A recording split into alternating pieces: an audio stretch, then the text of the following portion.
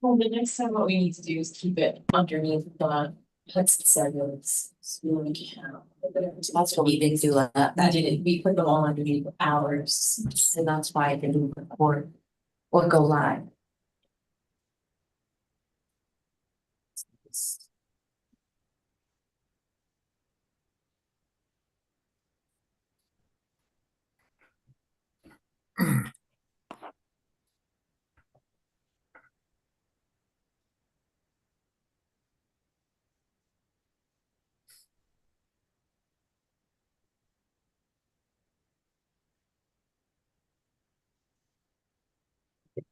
They just because I retweeted, it's still trying to, we're live. Yes. We're live. Live.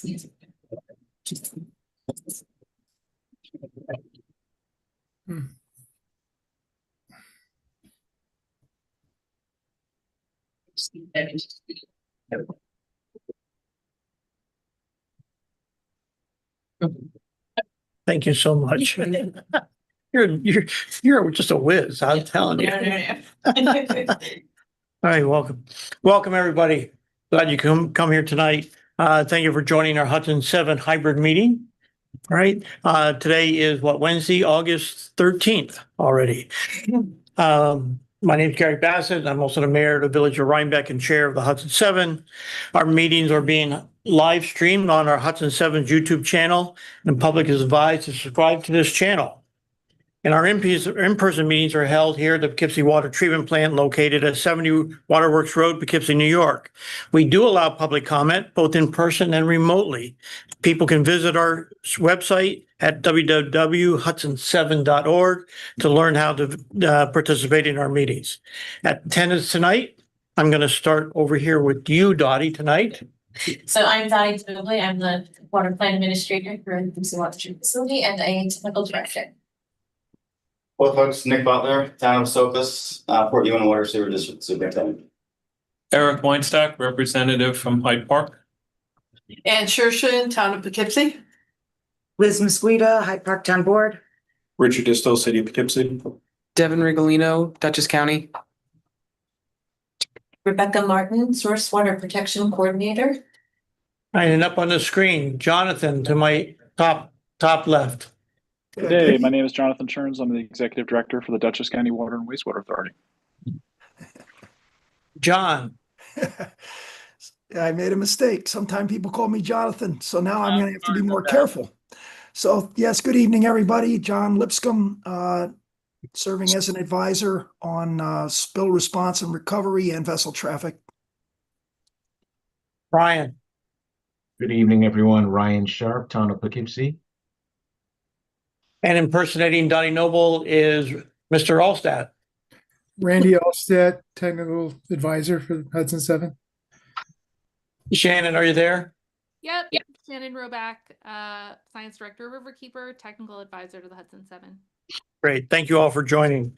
So that is a roll call. We do have a quorum. I'd like to make a motion to approve the minutes from July 9th. I'll second the motion. Thank you, Ann. Any discussion? All in favor, say aye. Or raise your hand on the screen, please.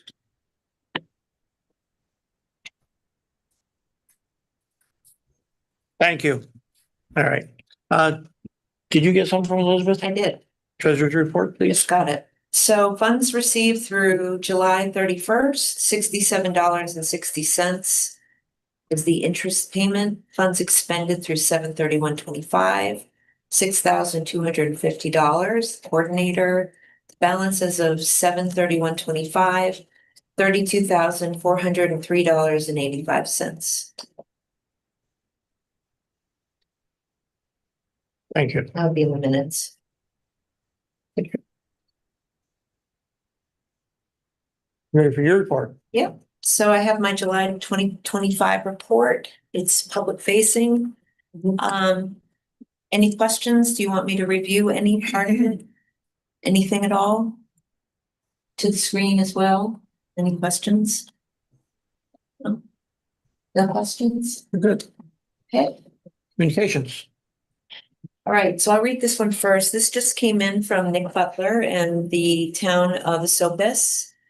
The New York State Division of Homeland Security and Emergency Services, otherwise known as DHSES, the Office of Counterterrorism, is hosting an informational briefing for the water and wastewater sector.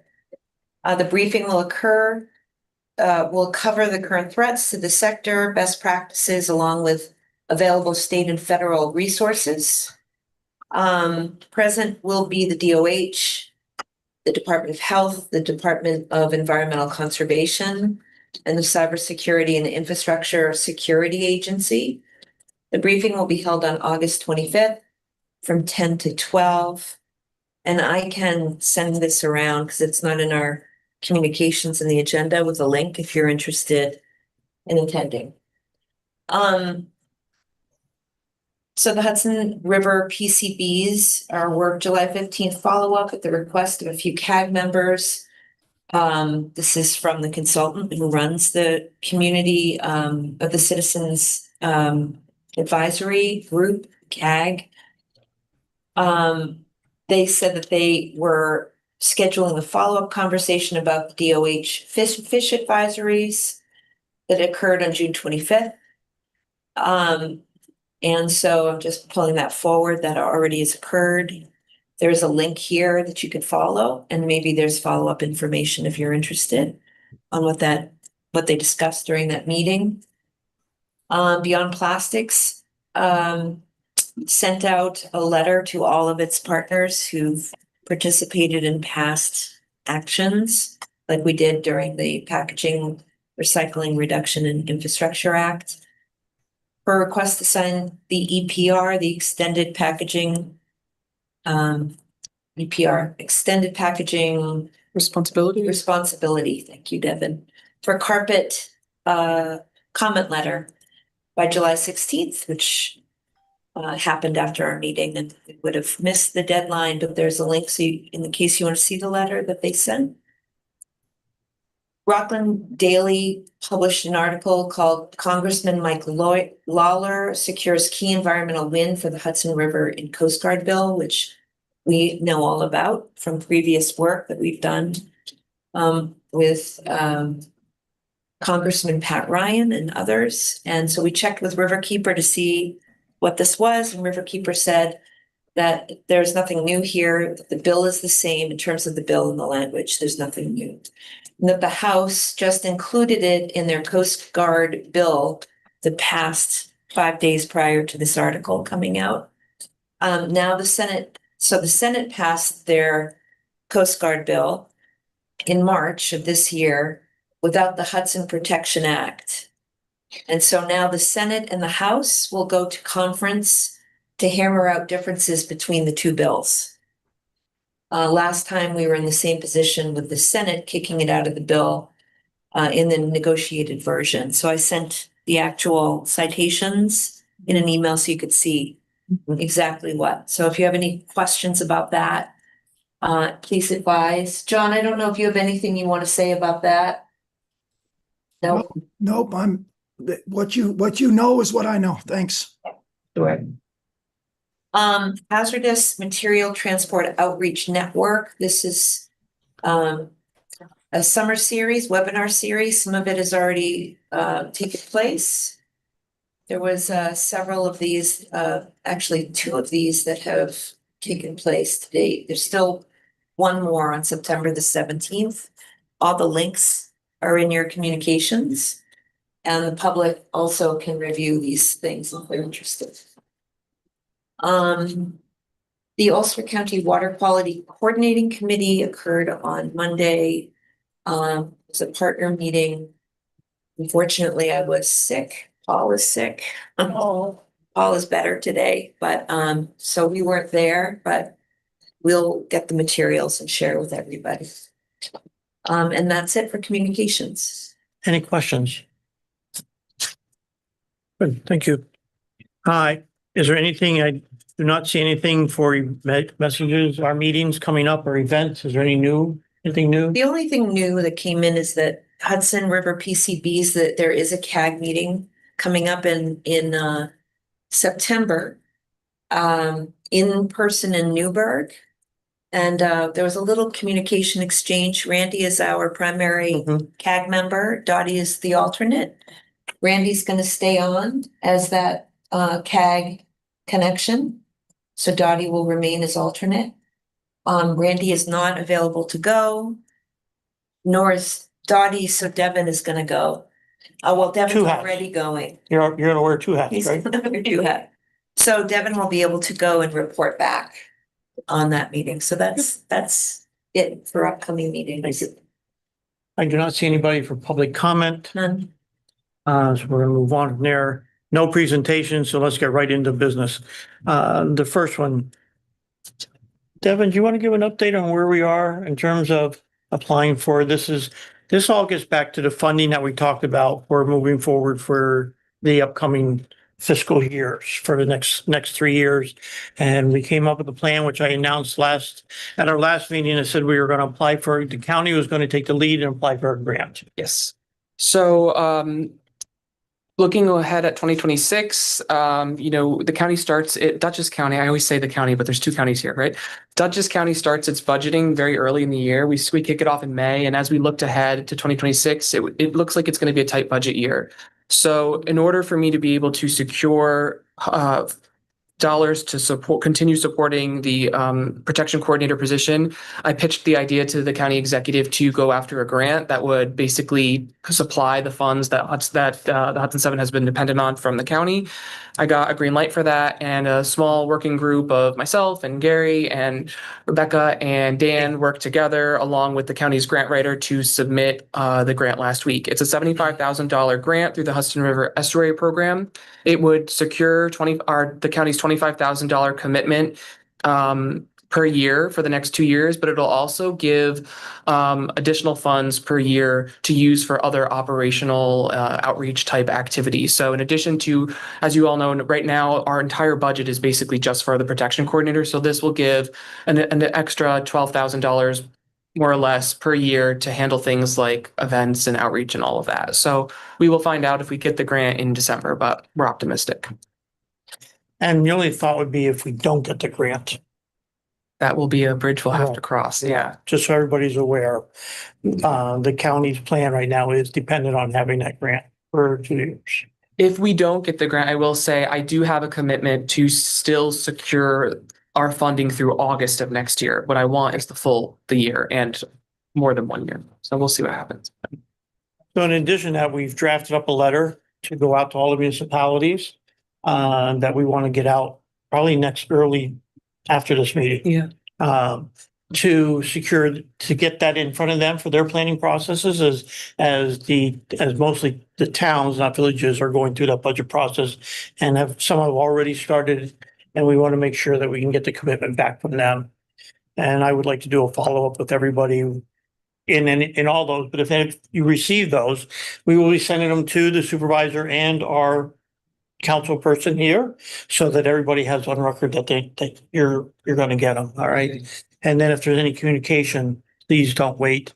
Let us know, because it is crucial for us to secure this funding, even though, by the grace of God, we can get this grant. We still are going to be very much dependent on getting the municipal funding for us to move forward.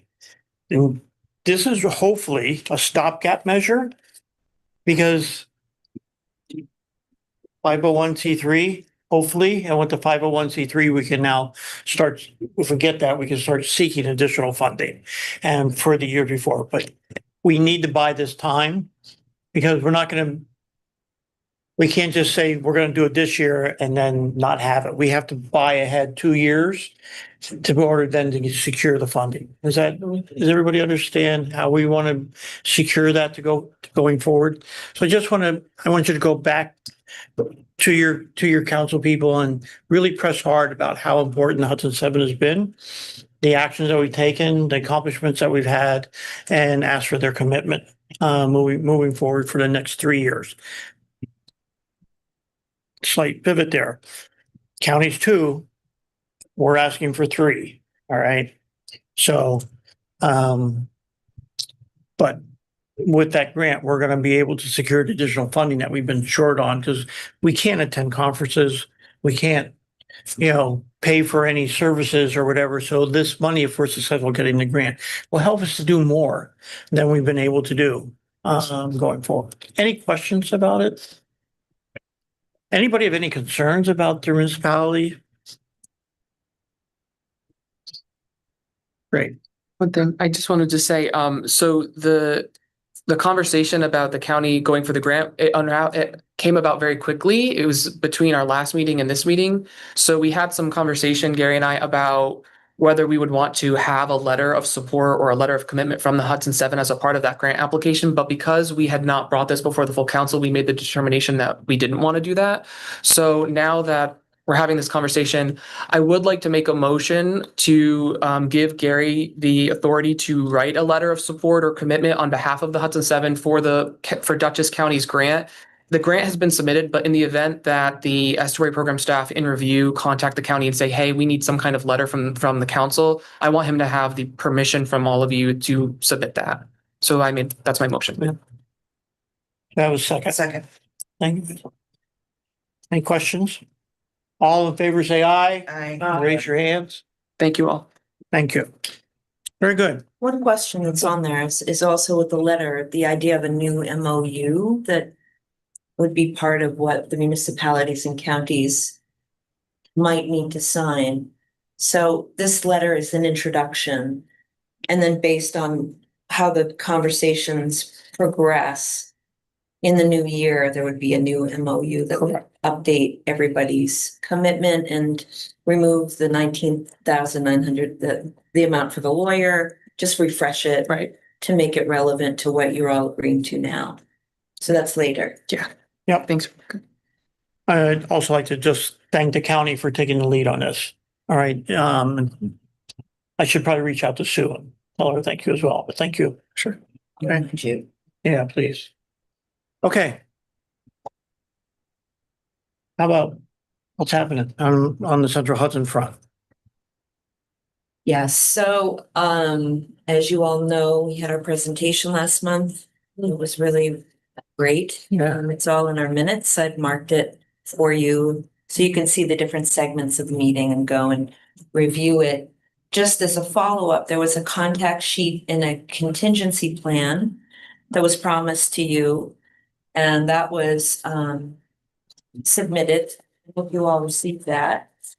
And the note there was, following the presentation in July, a communication was submitted by Central Hudson that mobilization for the in-river investigation commenced on late Sunday. So following your last meeting in July, for arrival to the Poughkeepsie waterfront approximately mid-morning on Monday, July 21st. So they were right on target with what they told you they'd be doing, and you have all of the contact info. And if you didn't get it, let me know and I can be circulated to you. And as requested, the town of Lloyd, Paul Melrose had asked during the meeting last month that the town of Lloyd be contacted to alert them that the work was being done here across from their intake. So I did that. I reached out to Supervisor Playcheck to let him know and to give him all the materials as well. So that's it for the Central Hudson MGP. Did you see it? Did you have any updates? Did you see? I mean, they're supposedly they're about 33% of the way done, no issues so far. When you say 33% of the way done, they're not really.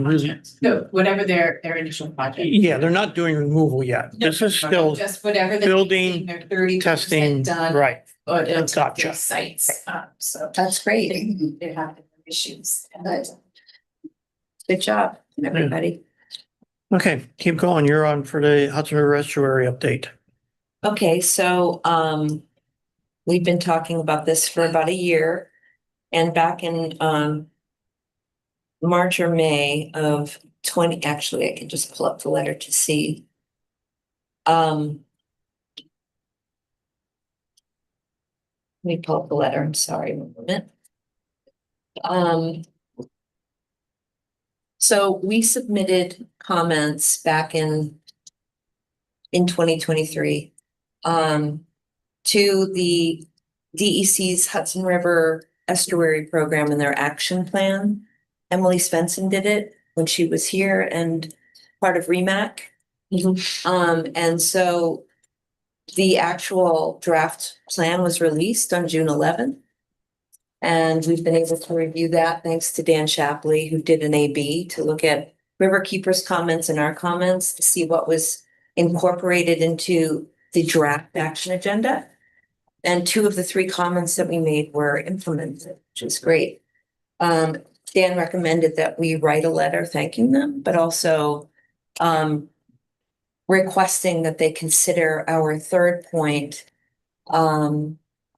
which was to do an analysis. I'm sorry, let me just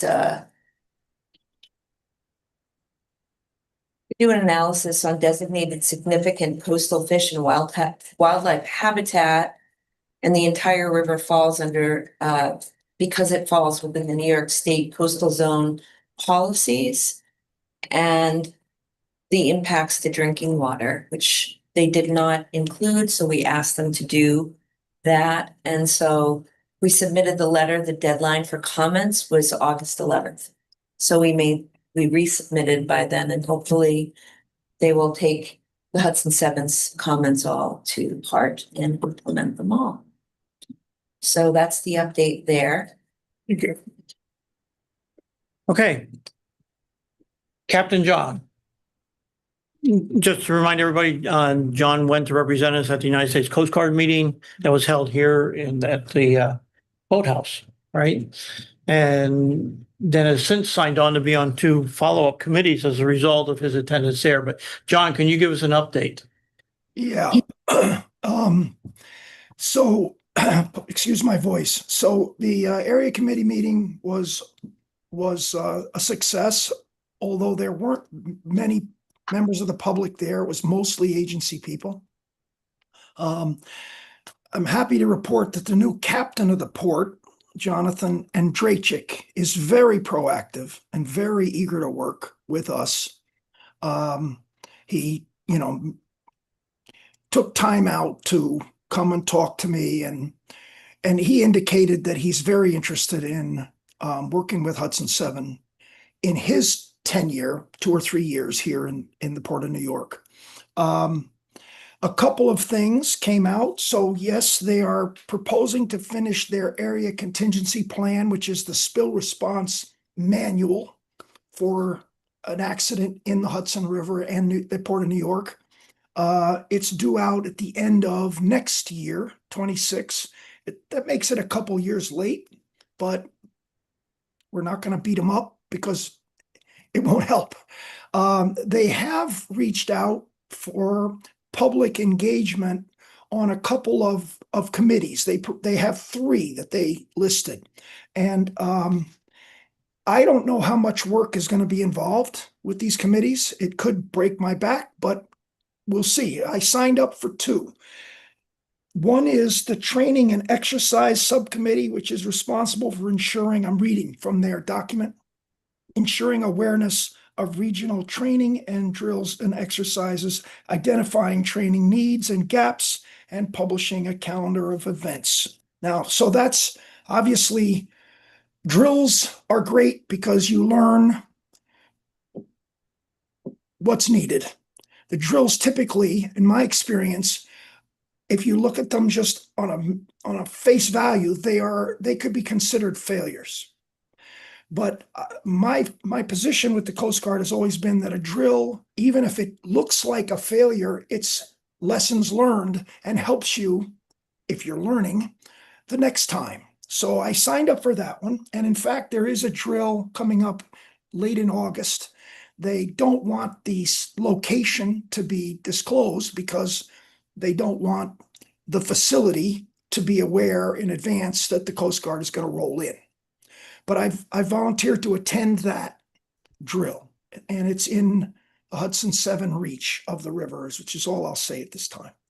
The second committee is probably more valuable to us. It's called the Response and Recovery Subcommittee. And again, I'll read the document.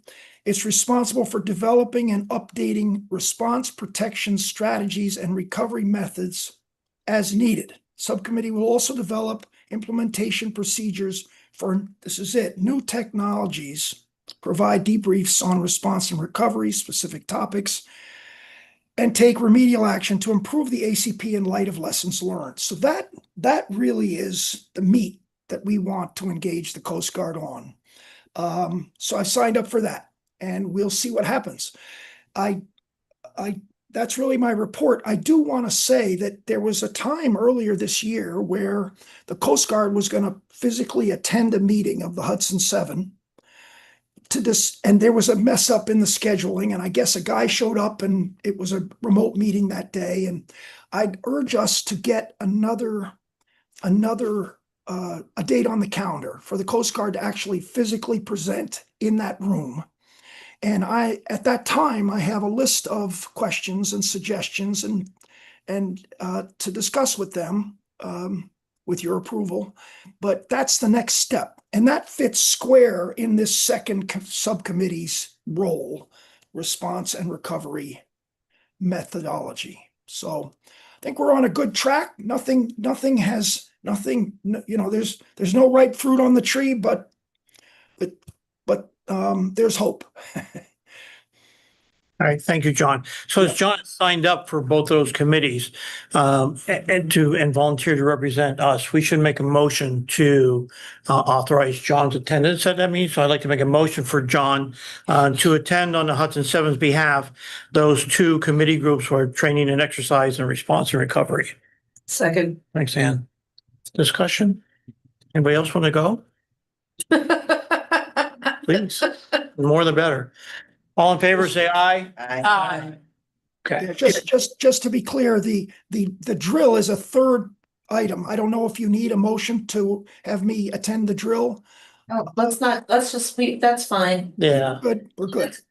All right, then we're good. And we'll see what happens. We And don't know about the drill, John. Yeah. Right. We know. you know what's happening, you just don't know We where. know nothing. All right. It's secret. Can we have a motion to, What drill? to develop?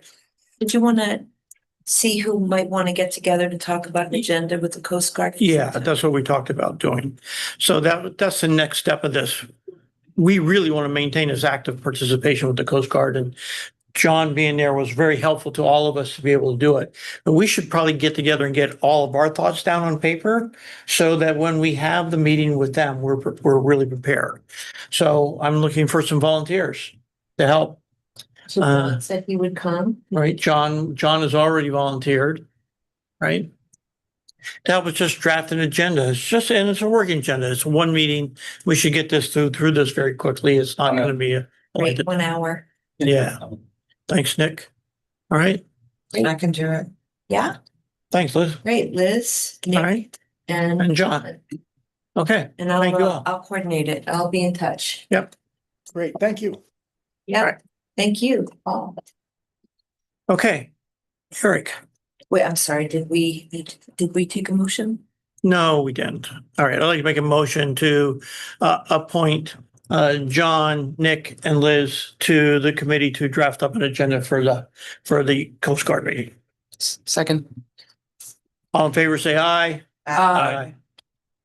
And one question before we move on. Rebecca, will you contact the Coast Guard individual who was going to come to Poughkeepsie and try to get a date on the calendar for the fall? Yeah, unfortunately, I did write to him the other day to see how. Yeah, he had a family emergency. All right. So I just checked in to see how they were first. And then I think what I heard you say is that if Commander Atten is not available, we should ask to see if somebody else could come in September. Yeah. Okay. Yeah, September or October, depending on when this pre-meeting where we discuss our list of questions. I did follow up, so I'm just Yeah, waiting. that's great. That's great. Yeah. That's a great opportunity. And so Yeah. let's run with that one. Thanks, John. Thank you, John.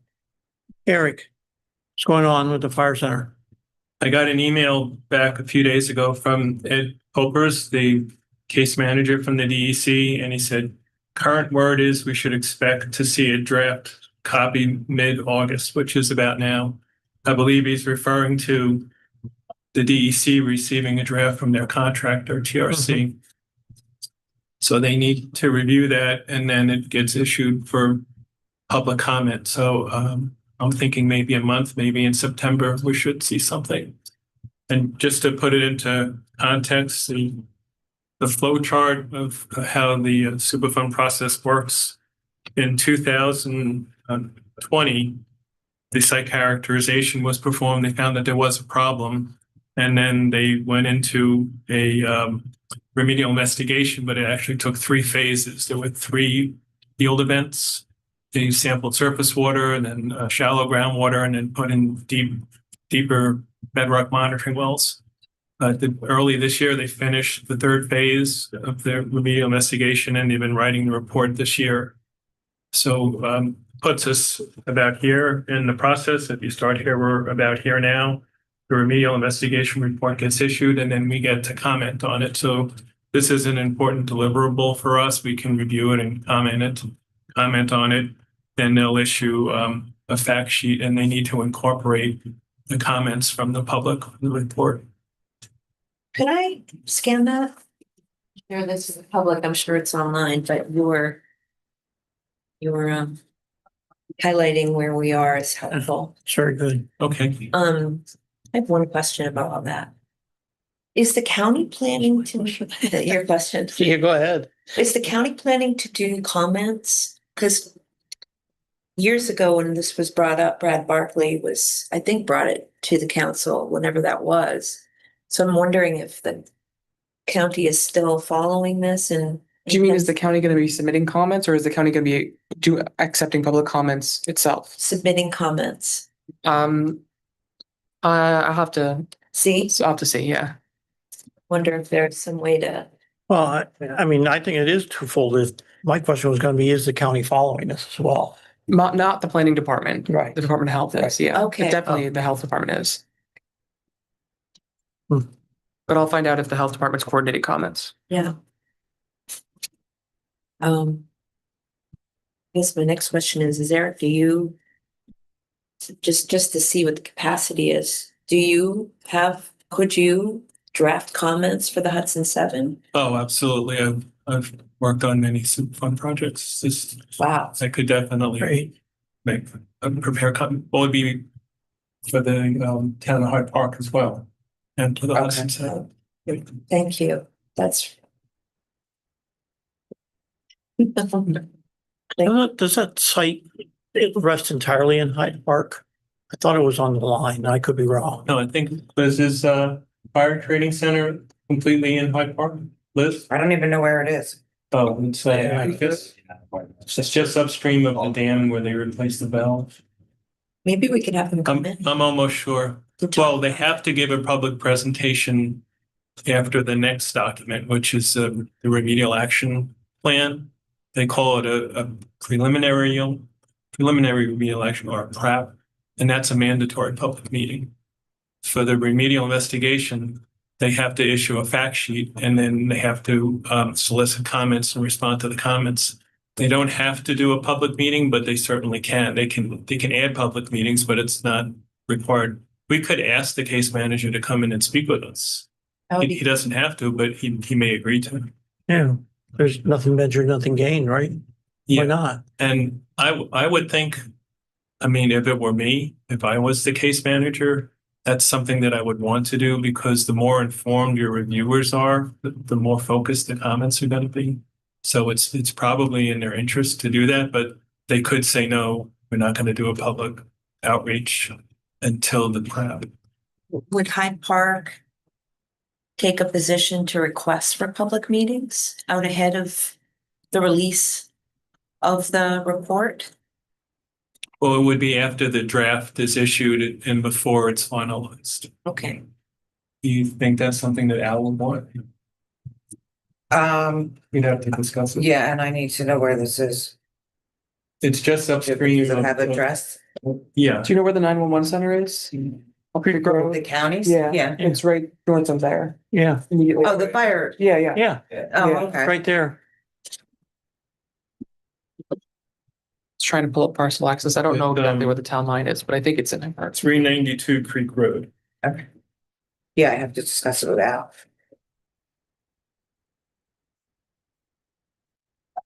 Just to refresh it, Bring it to his attention. we were not concerned about this impacting a river, correct? Or are we now more, or do we think we should be? I know we're following it to make sure that it isn't. Yeah, they What is- found PFAS in 3 areas. They found it in surface water. There was an impoundment on the property where they were practicing using AFFF firefighting foam, Mhm, and the surface water in the impoundment was pretty contaminated. right, But they were practicing using AFFF, which right. a lot of places did that. Airports did it. The Air National Guard did it. That in and of itself isn't it's so out of the ordinary. It's a problem across the country. This is the Newburgh problem as well, right? Isn't the same? Well, in Newburgh, I believe it's more serious. There's a drinking water reservoir Correct. and the runoff. Went right into the reservoir. Yeah, so Right. they have a much more serious. Yeah, they There's a did. tributary nearby that runs to the Hudson, right? Well, it's on the fall kill. Yeah. That's why it was brought. So the shallow groundwater is contaminated and the bedrock monitoring wells are contaminated, but the fall kill, when they sampled it, they didn't get really high levels, which it would probably be good to take another round of samples, but initially the levels were not very high. But again, this is all something that would be in the report. We can make comments and can maybe ask for a second round of sampling. I don't think they've ever done any fish studies, a bioassay study where they've collected fish and tested the fish. What is the distance from where the location is to the Hudson? I could measure it and follow up with you. I don't know off the top of my head. Yeah. Great. Thanks, Harry. Sure. I may have a drawing I can show you before we go. Okay. Shannon, are you still with us? Yep. How about an update on the drinking water source protection program? The monitoring study proposal. Monitoring study, yes. Yeah, sure. So first of all, I just want to thank everyone so much for taking time to sort of look at the, proposed locations and parameters and discussing these things and filling out surveys, and all of that stuff is really, really important because ultimately we want to design this exercise to provide beneficial information to you. So I want to do something that is going to be useful. So I guess the real big news is that DEC took so long to get their contracts going and, get us a project manager assigned that, there's basically no way we're going to be able to sample this summer. And when we looked at the responses in the survey, there was a lot of indication that summer and even spring would be the best times of year to sample to kind of give us a sense for the variability in water quality, but also when you're having the most problems. And so I was able to ask DEC if we can begin the study next year so that we can capture next spring, we can capture next summer, because DEC requires a QUAP by the time they actually go through rounds of edits with us and approve it. There's just no way that the QUAP will be done, it's mid-August. So that's what, I've proposed. DEC is okay with that. So I guess I'm hoping that that's okay with everyone here, that we plan to sample, probably spring and summer of next year, and then spring and summer of the following year. Better. And it's nice because it will give us the next few months to really narrow down on what parameters are most important to us. And, I think we have the locations kind of hammered out, but it'll allow us to meet a couple more times and really make sure that we have a plan that everyone's happy with and everyone thinks is useful. Well, that's great. Thank you, Shannon. Yep. Any questions for Shannon? Thank you, Shannon and Riverkeeper. Yep. Thank you. Okay, committee updates.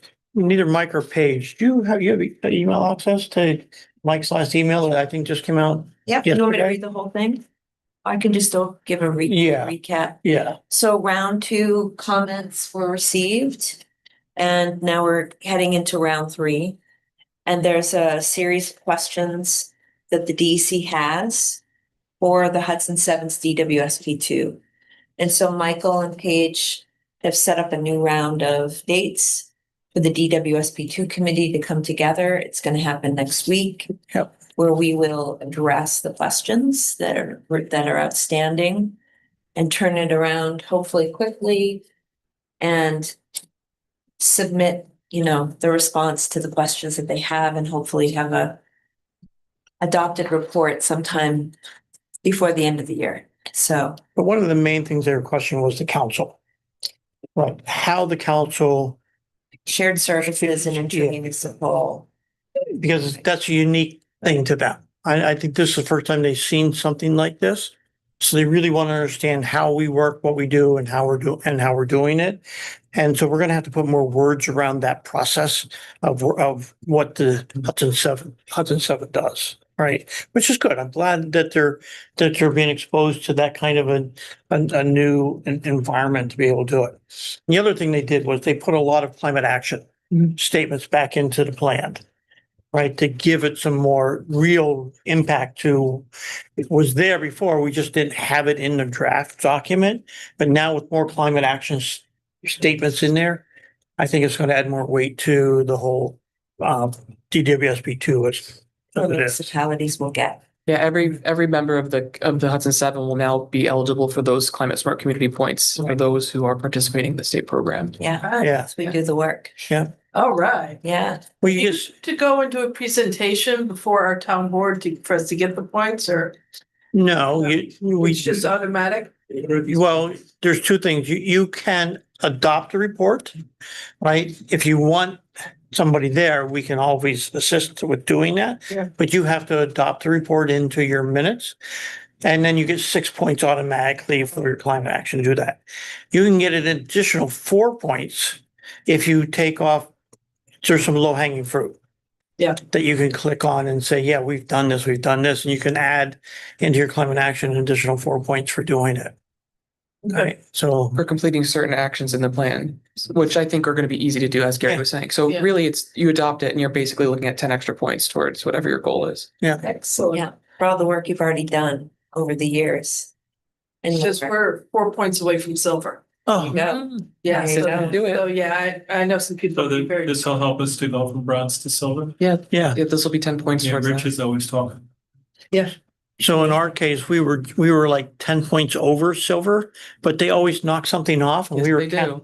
we were counting on the DWSP2 to add us an additional 10 points to get us 20 points over, which can guarantee it. But so we still have our fingers And you're crossed. gonna be sending this out to us once it's completed? Yes. Okay. Yep. All right. Yeah. And just to add a little context too, we were trying to bring a presentation of the DWSP2, as you know, Right. part to the communities. Yes. And we ended up doing an overview of it during our Right. anniversary. But we're waiting for a finalized plan to actually go rather than a draft plan. Okay.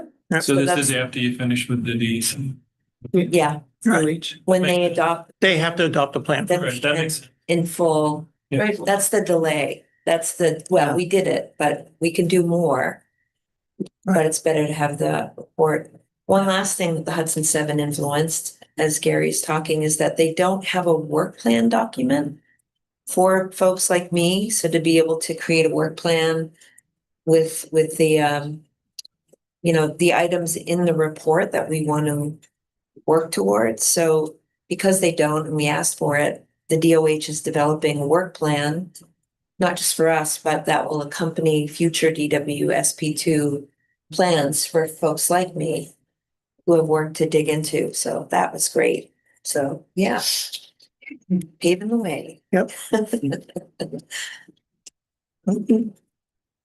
don't think you have there's no update for the water treatment plant, right? No, we haven't met Right. in a while, but we leave our committees in the reports of committees. And then I haven't seen anything from Paul for the lower. Nope, everything is Right. in motion, but I will say that Amanda Laval's there. From also. Oh, is she? Oh, I didn't see her join. Him at the end. I wonder if you want to refresh that letter for funding while Amanda's here, since she might have missed it, or you may not. You might want to, but I'm just raising it in case. Well, I'd rather just, if we can, go. Amanda, we're working on a draft to get out for the next 3 fiscal years. And I'd like to set up some time maybe to take you through what we're doing. Okay, sounds good, Gary. Thank you. Hi, Amanda. Hi, everyone. Sorry I was late. I was Don't worry. in another meeting. Thank you. No new business? That's it. That's it. 5:51. I'd like to make a motion to adjourn. Second. I'm not gonna ask for all in favor. Thank you all for coming. Thank you for being online. Great work. That's right.